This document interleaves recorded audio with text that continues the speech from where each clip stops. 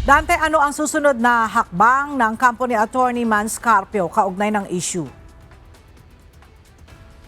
Magandang tanghali, Ella. Hinihintay ng kampo ng asawa ng Vice President na uusad yung kanilang isinampang reklamo sa Quezon City Prosecutor's Office kaugnay nga dito sa issue ng paglalabas ng kanilang bank transaction ni VP Duterte.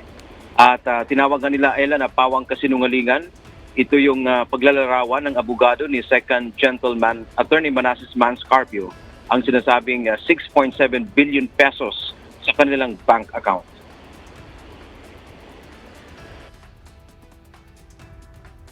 That the 6 billion is fake and a lie. Okay? Wala siyang ganong pera. Okay? You can quote Attorney Carpio on that. It is fake and a blatant lie.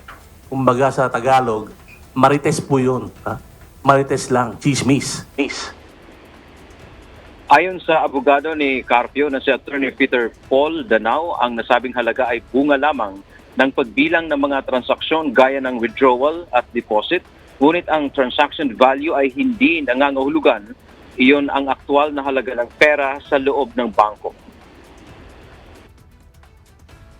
Hindi lang po kasi BIR box yung may confidentiality issue, kundi pati yung AMLAC and bank transaction records po ni Attorney Mans Carpio and his spouse, the Vice President po of the Republic of the Philippines, si VP Sara Duterte.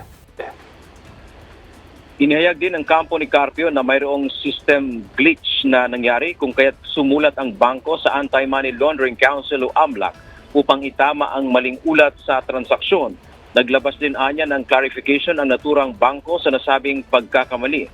Binigyang din pa ng kampo ng asawa ng Vice Presidente na isang pribadong individual sa Attorney Carpio at hindi siya kasama sa impeachment kaya hindi dapat inilalabas ang anumang confidential information ng kanyang bank transactions.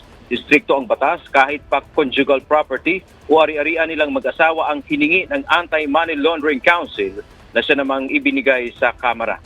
Nauna nang nagsampa ng reklamong paglabag sa Anti-Money Laundering Act, Bank Secrecy Law at Data Privacy Act si Attorney Carpio laban sa opisyal ng Bangko Sentral ng Pilipinas at gayon din sa Anti-Money Laundering Council at sa 4 na miyembro ng House Committee on Justice. Yan muna ang ating update. Balik sa iyo, Ella.